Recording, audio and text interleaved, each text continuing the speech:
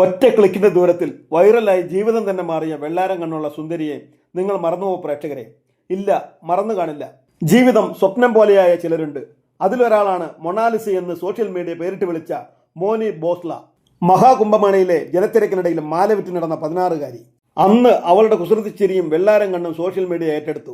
മാതാപിതാക്കൾക്കൊപ്പമായിരുന്നു മോനി ബോസ്ല പ്രയാഗ്രാജിൽ മാല വിൽക്കാൻ എത്തിയത്.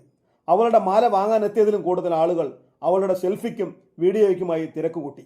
ആൾക്കൂട്ടത്തിന്റെ ശല്യം മൂലം തന്റെ തൊഴിൽ തന്നെ ഉപേക്ഷിക്കേണ്ടി വന്നു. തൊഴിൽ നഷ്ടപ്പെട്ട് ജീവിക്കാൻ കടം വാങ്ങേണ്ടി വന്ന അവസ്ഥയെക്കുറിച്ചും അവൾ പിന്നീട് പറഞ്ഞിരുന്നു. പക്ഷേ സോഷ്യൽ മീഡിയകളിൽ അവളുടെ ആരാധകരുടെ എണ്ണം കൂടിക്കൊണ്ടേയിരുന്നു. നാട്ടിൽ തിരികെ എത്തിയ മോനി സോഷ്യൽ മീഡിയകളിൽ സജീവമായി.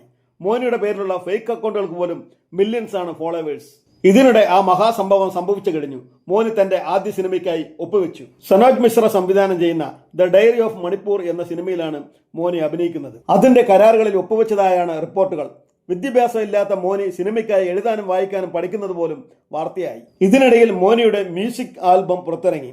ഗായകൻ ഉത്കർഷ് ശർമ്മയുടെ ആൽബമാണിത്. 1.6 മില്യൺ വ്യൂ നേടി ഗാനം ട്രെൻഡിംഗ് ലിസ്റ്റിൽ കുതിപ്പ് തുടരുകയാണ്. അഭിനയം കൂടാതെ പല ഇവന്റുകളിലും ബ്രാൻഡ് പ്രൊമോഷനുകളിലും മോനി സജീവമായി കഴിഞ്ഞു. കുറച്ച് നാളുകൾക്ക് മുമ്പ് ബോബി ചമ്മണ്ണൂരിന്റെ ഷോപ്പ് ഉദ്ഘാടനത്തിനായി മോനി കേരളത്തിലും എത്തിയിരുന്നു.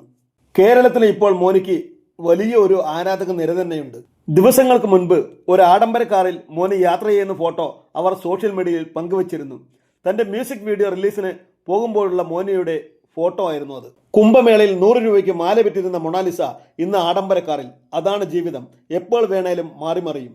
മധ്യപ്രദേശിലെ ഇൻഡോറിലെ ഗാർഗോൺ ജില്ലയിലാണ് മോനിയുടെ സ്വദേശം. കുട്ടിക്കാലം മുതൽ പൂമാലകൾ വിറ്റിരുന്നു. വിവിധയിടങ്ങളിൽ സഞ്ചരിച്ചാണ് അവരുടെ കുടുംബം മാല വിൽപ്പന നടത്തിയിരുന്നത്.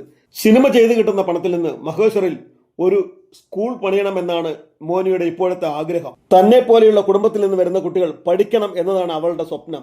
ഗ്രാമത്തിലെ എല്ലാ കുട്ടികളും പഠിക്കണം. ആർക്കും തന്നെ പോലെ വിദ്യാഭ്യാസം നഷ്ടപ്പെടുത്തേണ്ട അവസ്ഥ വരരുത്. മാതാപിതാക്കൾക്ക് അവരുടെ കുട്ടികളെ സ്കൂളിൽ വിട്ട് ജോലിക്ക് പോകാൻ കഴിയണം.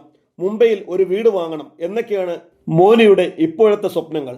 വൈകിയാണെങ്കിലും പഠിക്കാൻ കഴിഞ്ഞതിൽ മോനിക്ക് വളരെയധികം സന്തോഷമുണ്ട്. ഭാഷാ പഠനം പൂർത്തിയാക്കി സിനിമാ ഷൂട്ടിങ്ങിനുള്ള തയ്യാറെടുപ്പിലാണ് മോനി. ഇനിയുള്ള കാലം മോനി ബോസ്ലെ എന്ന വെള്ളാരം കണ്ണുള്ള സുന്ദരിക്കുട്ടി സിനിമയിലും ജീവിതത്തിലും ഒരു താരമായി ഉദിച്ചുയരട്ടെ എന്ന് GPS മീഡിയ വളരെ ആത്മാർത്ഥമായും പ്രാർത്ഥിക്കുന്നു.